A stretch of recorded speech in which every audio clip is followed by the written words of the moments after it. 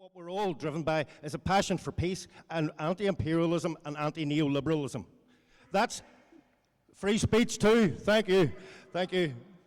So could I welcome our fifth speaker here, Mr. George Galloway.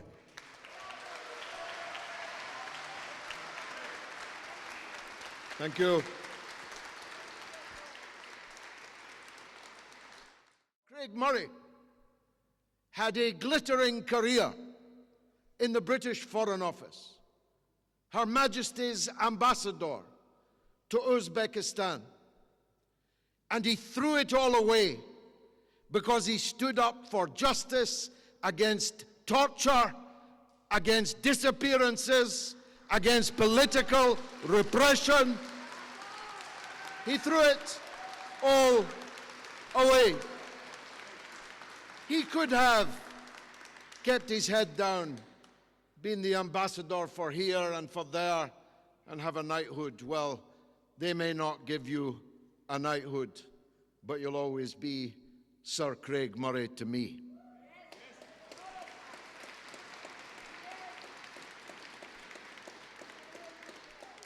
Ten years ago, exactly on this day, I was kidnapped by the thugs of the dictator Hosni Mubarak, who died today.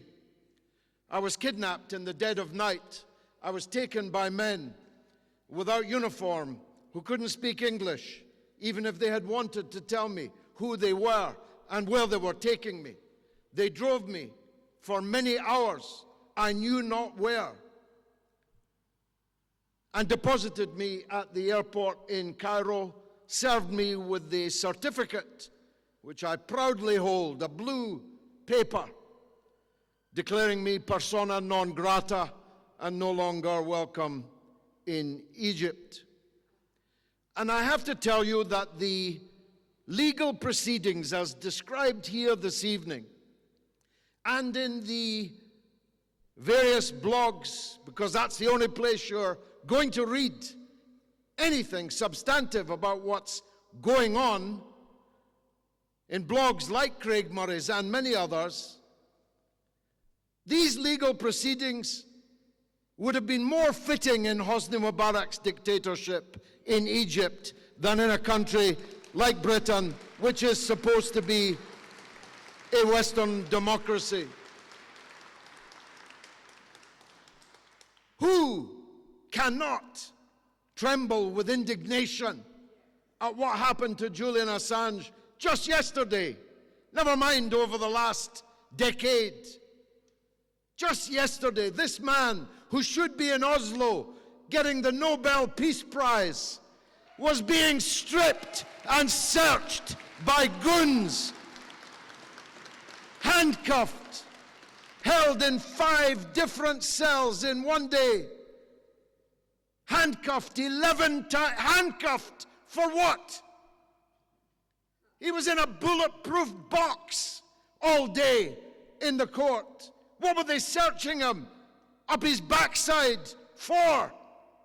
Why did they take his legal papers away? Talk about an abuse of process. This is an obscenity in a country that pretends to believe in the rule of law and justice. Who cannot tremble with indignation when we learn that every movement, literally, Craig, every time we went to the toilet in the Ecuadorian embassy, the CIA were watching it on video. I'm not exaggerating. There was a camera in the toilet where Pamela Anderson peed, where Craig Murray and me and others who have the honor to be friends of Julian Assange, but much more importantly than our movements, they spied on every legal meeting that Julian had with his representatives in absolute brazen defiance of the rules of justice and the lawyer-client privilege. As Craig pointed out, in any other, if you were in court because your dog had fouled the pavement, and this kind of abuse of process was unveiled by the defense, the case would be thrown out immediately. No trial can take place when it's been corrupted from the beginning in this way. Who cannot tremble with indignation at the idea that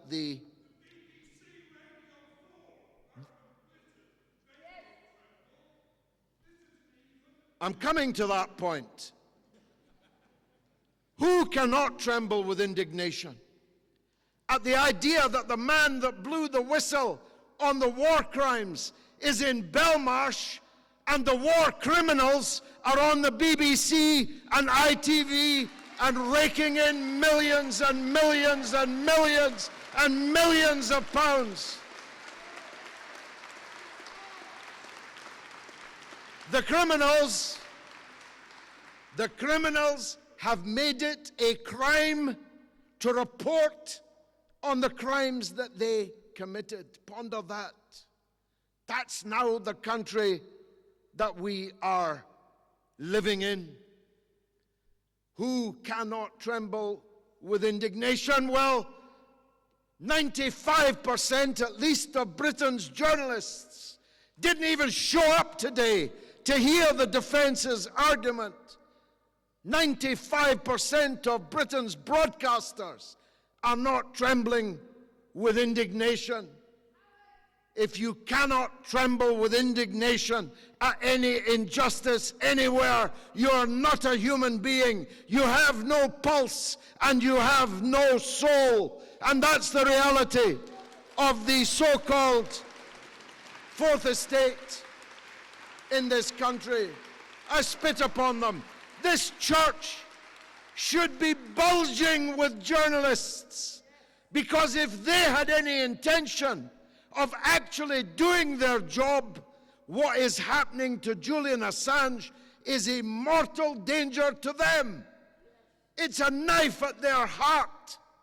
It's a sword of Damocles hanging over their heads if they ever intended to actually be journalists. But of course, the truth is, most of them have sold whatever soul they had just for a ribbon to put on their coat, just for a shilling or two.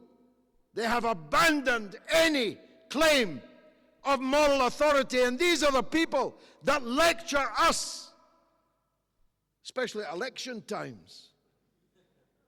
Speaking of which, on the principle that it's better late than never, I'm glad that Jeremy Corbyn and John McDonnell have finally found a voice to speak up in favour of Julian Assange.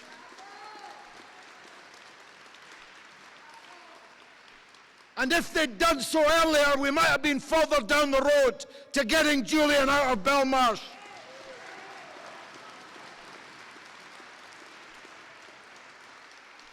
Now, I only have time to make two more quick points. And again, they relate to what the Honourable Craig Murray said. You see, I was there when this extradition treaty was reached.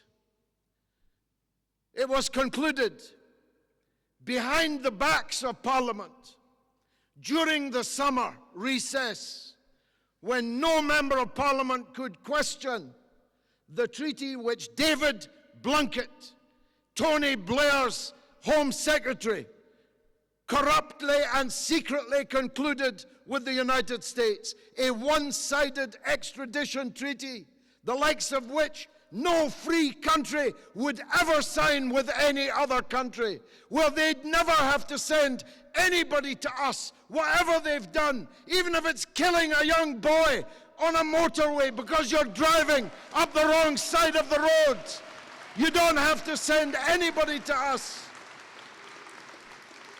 But we will send anybody to you without even just cause having to be produced. But when Parliament returned in the autumn, I bearded David Blunkett in the members' lobby and told them all the things that I thought were wrong and dangerous with this extradition treaty.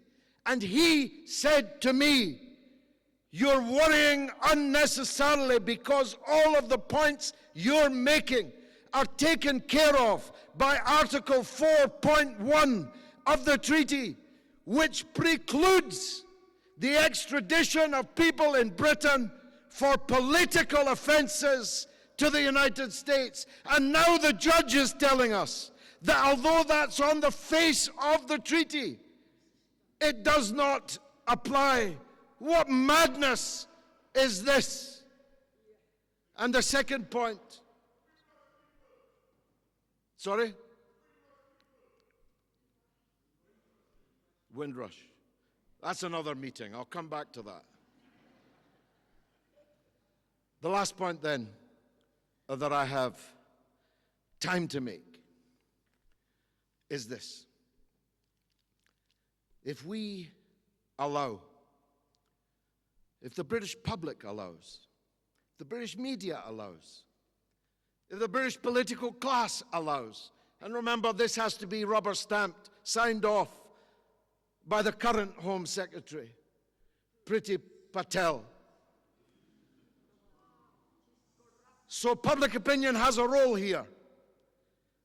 He cannot be sent from this country without a politician, an elected politician, a member of an elected government, signing the final extradition order.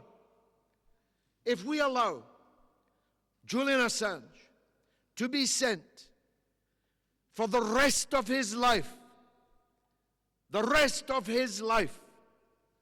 into the dungeons of the US injustice system, journalism, freedom of speech, democracy itself will have been murdered in plain sight on our watch.